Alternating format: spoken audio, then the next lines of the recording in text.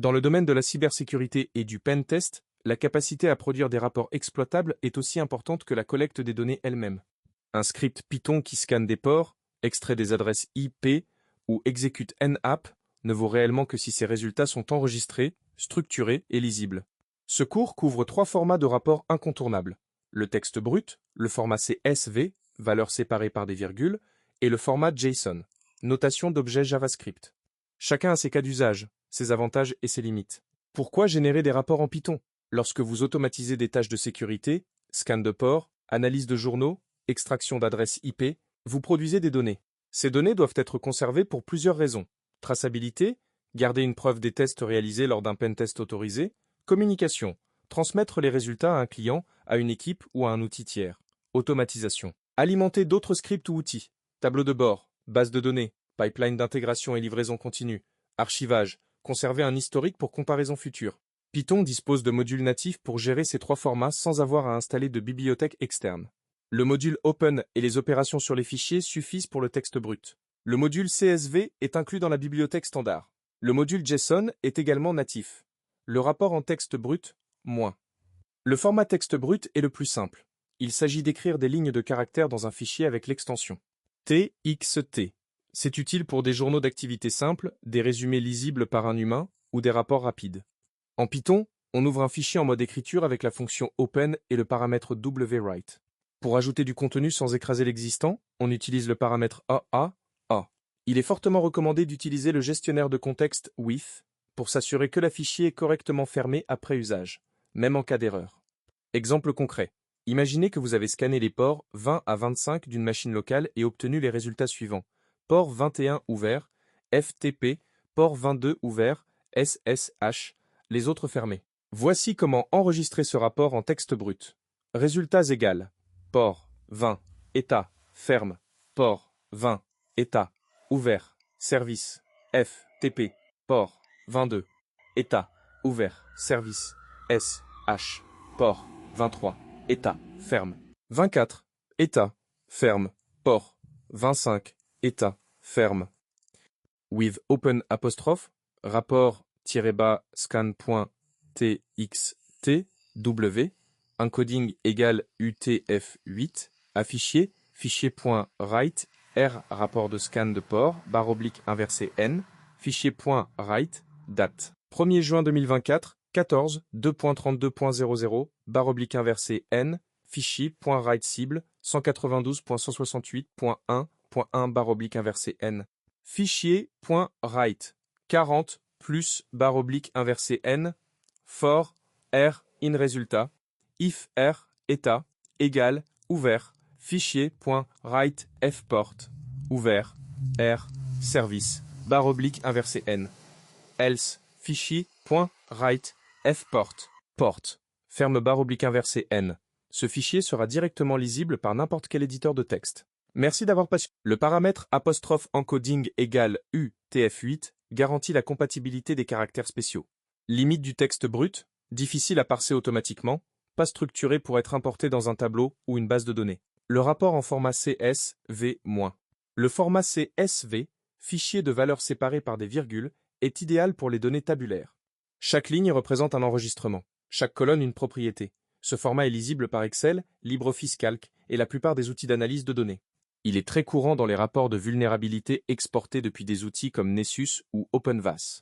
Python fournit le module CSV avec 2 classes principales, 'csv.writer pour écrire des données ligne par ligne, 'csv.dictWriter pour écrire à partir de dictionnaires Python, en spécifiant les noms de colonnes. Exemple concret avec csv.dictWriter. Import CSV. Résultat égal. Port 20, état, ferme, service. Port 20 et 1, état, ouvert, service, FTP. Port 22, état, ouvert, service.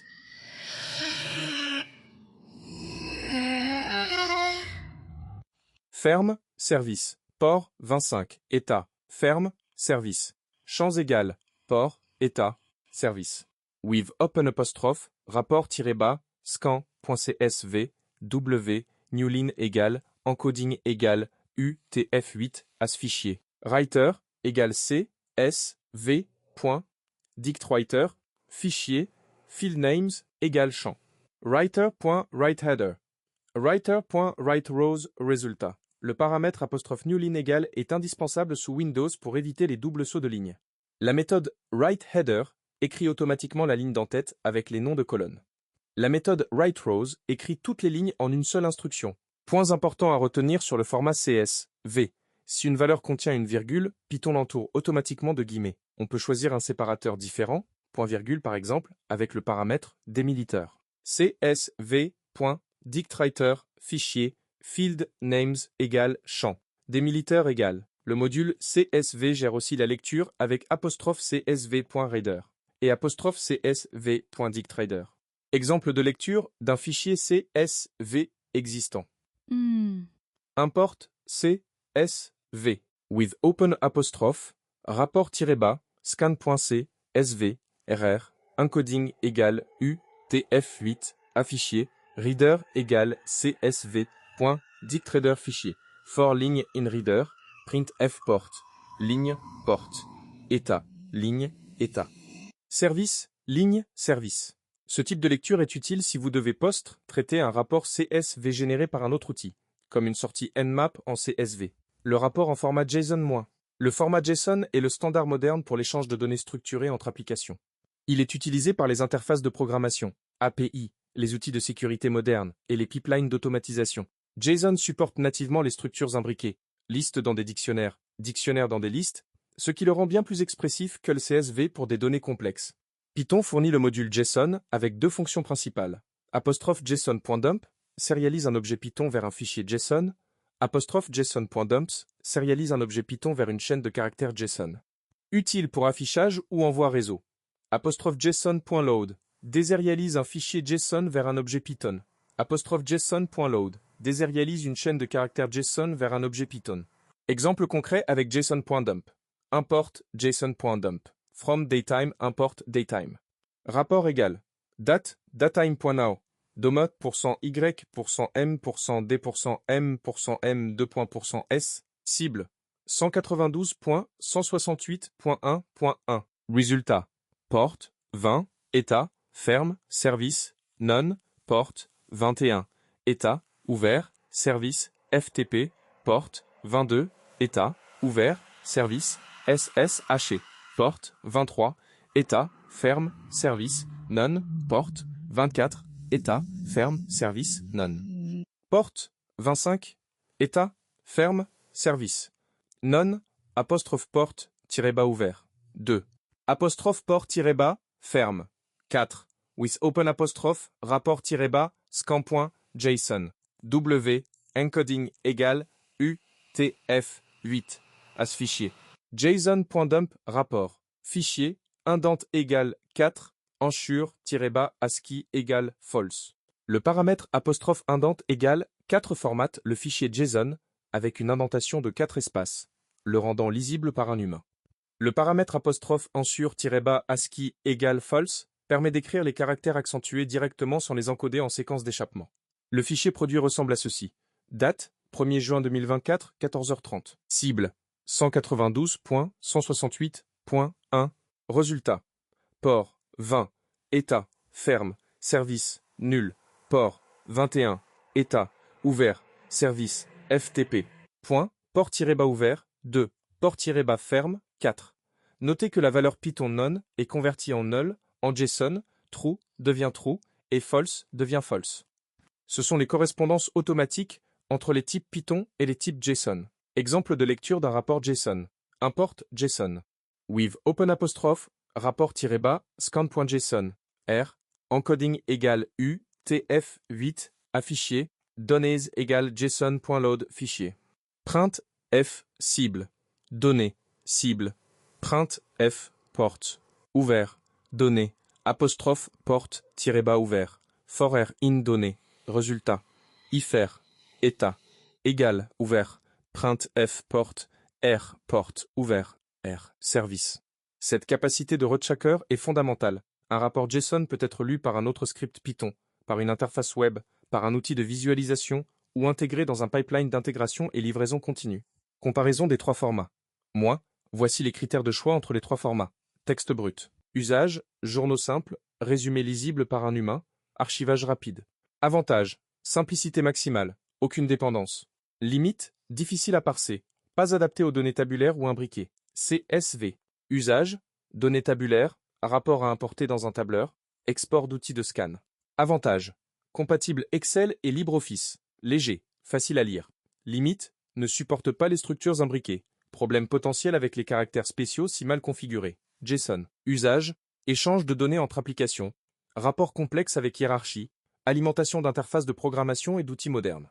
Avantages, structure riche, type natif, liste, dictionnaire, booléen, nul, standard universel. Limite, légèrement plus verbeux, moins lisible sans indentation. Bonne pratique pour les rapports de sécurité. Moins. Dans un contexte de pentest ou d'automatisation sécurité, appliquez toujours ces règles. Ajoutez toujours un horodatage, date et heure dans vos rapports. Utilisez le module DAO-Team vu précédemment. Incluez la cible, adresse IP, nom d'hôte, domaine, dans l'entête du rapport. Ne stockez jamais de mots de passe ou de données sensibles en clair dans vos fichiers de rapport. Même temporaire.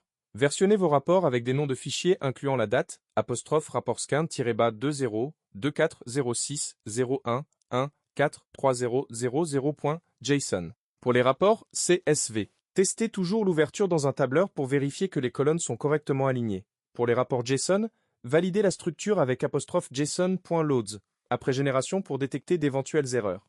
Application au mini-projet Wrapper Unapp-. En lien direct avec votre mini-projet de Wrapper Unapp, voici comment combiner la capture de sortie XML de Napp avec la génération d'un rapport JSON structuré. 1. Exécutez mapp et capturez la sortie XML, déjà réalisée à l'étape 1 du mini-projet. 2. Parsez le XML avec le module !xml.attree.elementary pour extraire les informations de port et service. 3. Construisez un dictionnaire Python avec la date, la cible et la liste des ports détectés. 4. Exportez ce dictionnaire en JSON avec !JSON.dump pour produire un rapport structuré et réutilisable. 5.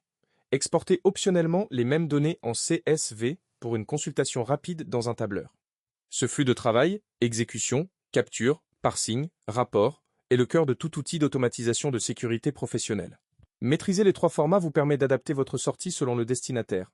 Un fichier texte pour un journal de bord, un CSV pour un client qui utilise Excel, et un JSON pour alimenter un tableau de bord ou un pipeline d'intégration. En résumé, générer des rapports en Python est une compétence directement opérationnelle. Elle transforme vos scripts de collecte en outils professionnels capables de produire des preuves, de communiquer des résultats et de s'intégrer dans des chaînes d'automatisation complètes.